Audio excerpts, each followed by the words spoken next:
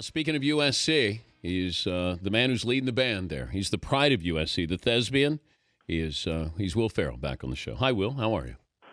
Good morning, Dan. How are you? Good, good. I saw you all dressed up. You were leading the band, and how was that experience? That was an emotional experience. I'm the first non-student to ever lead the band. I'll have you know. And it's like a gladiator type feel. You're all dressed up. We were all dressed up. The band's playing behind you. You have no underwear on underneath that skirt, and as soon as you turn around, the crowd is immediately with you until the moment they recognized it was me, and then they started leaving. I don't believe that for a second. Do you get to keep that outfit? I get it every other weekend. It's like a child custody thing. Well, okay. Now, serious question. Can I get a serious answer? Sure. I think so. Okay. Yeah. USC football with Lane Kiffin. Right. Your reaction when they fired Lane Kiffin? You know, a group of buddies of mine who we all went to SC. It was shocking that it happened in the way that it did, and I think a lot of people, at least with in my circle, were not. We felt bad for the guy. There wasn't a lot of cheer. I'd seen that there was immediately someone had purchased space on a billboard that was celebrating, the fact that he was fired, and everyone just felt a little like, that's just too bad. That having been said, after seeing how they played last Thursday, and I was at the game, there was obviously just a huge difference in the way the team responded to Ed Orgeron, who I have to say, I hope he hangs around just so that we can hear him in his post-game press conferences. What's he sound like? Can you imitate? Coach Eddie, I mean, he's fantastic. He like to talk about how we took the team to a movie. We took him to go see Captain Phillips. We had a good time, even though it was written by a Bruin. But the guys had a real good time. We ate a lot of chocolate covered almonds, and we're gonna change practice up. We're gonna let the defensive linemen wrestle alligators. We're gonna throw some voodoo magic in there. A lot of chicken blood and amulets, things like that. You sound like Bobby Boucher. Well, I'm not trying to. Or maybe Red Fox. It's red. Bobby, it's a little Bobby red Boucher. fox and a little sling blade in there. Mm-hmm. You don't do impersonations, do you? I not so much. No. You do Harry Carey. I've done Harry Carey. I've done George W. Bush. I did a little Alex Trebek. And, of course, my most famous one is Janet Reno. Oh, that always kills. Always. Did you ever hear from President Bush when you would impersonate him? I heard through unconfirmed sources that he was a fan. But no, I never heard directly. Because I would always wonder about that. If people take it in the light that you're trying to say, look, I'm an entertainer and this is my job to do it. Even right. though you can sort of... Chevy Chase, when he would make fun of Gerald Ford falling all over the place, I don't know if Gerald Ford thought that was funny. Like, I don't know if presidents have a sense of humor. I don't know either. I had heard that he actually had a great sense of humor, and when I did the George Bush, the one-man show on Broadway, Bob Costas came backstage, and who knows him fairly well, and said that he said that if Bush saw that show, he would nod his head and say that's pretty good. So, what's the most important part of the George Bush impersonation? What's the subtle nuance you have to get? For me, it was the squinting of the eyes. Once I started squinting the eyes, which indicated that I was trying to think of what I was going to say as the character, that kind of sealed the deal. Do it right now on radio, and then I'll just, in my mind's eye. Okay. Okay. Oh, I haven't started yet. Hold on. Oh, I thought you did. Okay. Hold on. Okay. Hold on. Oh, man, that is good. No, I didn't do it yet. Oh, here we go. okay. Okay. Now. Wow, I thought it was him. Yeah. For a moment. Yeah. I have a guy who calls in. He's Shay and Irving. And every time Shay and Irving calls in, people say, why doesn't Will Ferrell just say it's Will Ferrell? Uh-huh. Let me let you hear a little bit of Shay and Irving. Sure. And then I got to ask you if this is you or not. I've never met Shay and Irving. Here's a little bit of Shay and Irving. I want to say one thing about all these lazy, Yankee, fat journalists who know more about lacrosse and diabetes than they do about professional football. This whole Romo is so what do you think, Will? Look, do you think I'd have enough time just to randomly call your show all the time? Your mornings are free. That having been said, he does is very artfully done and oftentimes hilarious. So you're complimenting him, which might be a roundabout way of complimenting yourself. That could be. Is it a non-denial denial by you, Will? I'm not going to say that. Look, I can guarantee you that there's a good chance that that's someone that I know intimately. Intimately? Yes. Speaking of which, we're talking to Will Ferrell, serious actor, USC fan. Somebody called Tony Dungy, and acting on behalf of Pat Hayden and USC to gauge his interest. Let's just put it out there. Did you call Tony Dungy? I did. Okay. Yeah.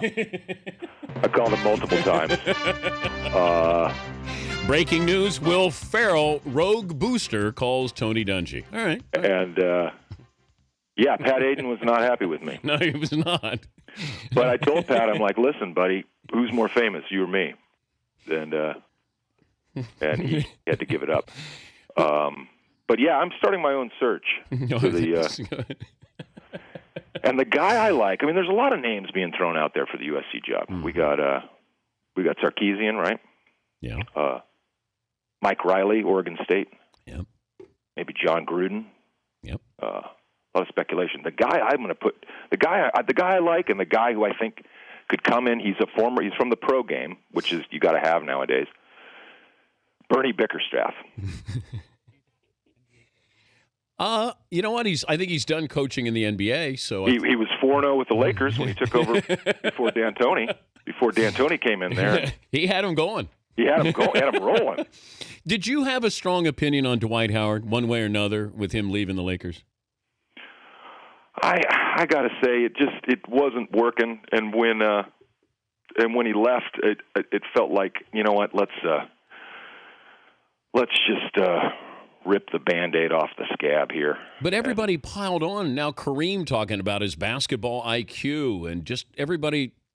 I don't know. It was open season. It was a little bit. I just feel like, you know, the Lakers are at Kobe's kind of at the end here, and for Laker fans, we kind of have to get ready for a couple of lean seasons before we can kind of turn things around. Can you jump ship to the Clippers? No way. You would never do that. Never. No. Nope. So you got Arsenio and Billy Crystal, and that's just about it with the Clippers, right? You're fine with that? I'm fine. Okay. I'm fine with that. Ron Burgundy. This is Anchorman 2. Is that the official title? Anchorman 2: The Legend Continues, coming to theaters December 20th, and there's a rumor that Ron Burgundy is coming by the Dan Patrick Show, going to help co-host. Seriously? Yeah. I mean, you never know with Ron because he's very flaky. Yeah. And wait, he's going to come into the man cave here. He wants to come into the man cave. He's a huge fan of yours. He gets nervous, by the way, just so you know, when he gets around people he really admires. So, how many nude scenes in Anchorman 2? How many nude? Well, it's PG-13. But does your wife ever say, So there's 15. how There's do we 15. do we have to show? Do we have to be naked in all these movies? Does your wife ever say, enough? All right. My wife likes to buy new shoes, so that's what Papa's got to do, so that she can get her Jimmy Choos. I see. But Yeah. but you do show off the body an awful lot. I mean, not well. I don't. I don't intend to necessarily. It just seems to happen during the course of filming. But when you're running naked in Old School. Well, yeah, that was scripted. Okay, yeah. but do you have? It was scripted. Yeah, that was scripted. That's not me. I didn't fight for that one. Yeah. Okay. You what do you have in front of your package? You've got you've got an apparatus there to a couple different industry terms for it. Marble sack. And just so that you don't offend your fellow actors, or in that case actresses, because it was a vehicle full of women. But you're running naked with this pouch around your private area, and which almost looks more pornographic than just being naked. Do you have the marble sack? I'd love to put it up in the man cave. I don't, and I should have held on to it. And I'm a terrible archivist in that way. And Eastbound and Down, is your role reoccurring on that with Kenny Powers? You know what? I wasn't able to participate in this season's. I thought you were a car salesman. Shows. Yeah, yeah. But Ashley Schaefer does not make an appearance in this next season, unfortunately. Well, you've been busy calling my show as Shay and Irving. That's why you didn't have time to help out with Eastbound and Down. Do I have an unlimited dialing plan? Yes, from anywhere around the world. But I'm not going to say that I'm calling your show or I'm not, or yes. I'm not. Wait, where are you right now? Hello? Oh, I'm at the airport in Burbank.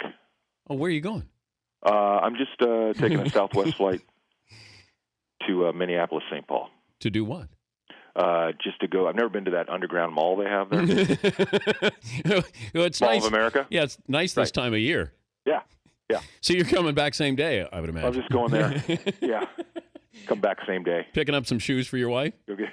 Yeah. And some kettle corn. Yeah.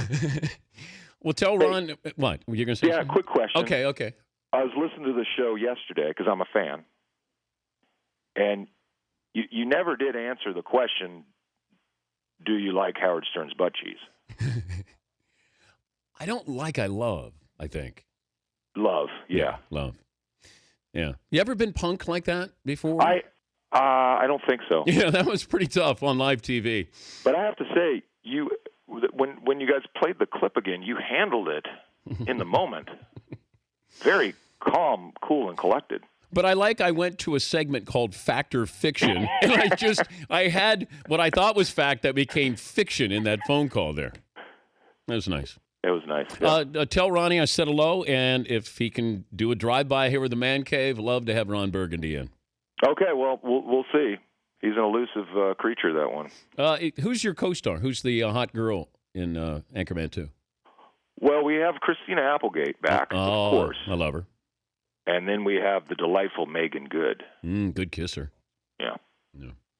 So. All right. Well, tell Ronnie we said hello, and good luck to your Trojans. Thanks, Dan. Thank you, Will. Good luck with the show, you guys. I hope it stays on the air. I've heard weird things lately. Thank you. Okay. Wait. I got to go. Bye. All right. The Dan Patrick Show, weekday mornings on Audience.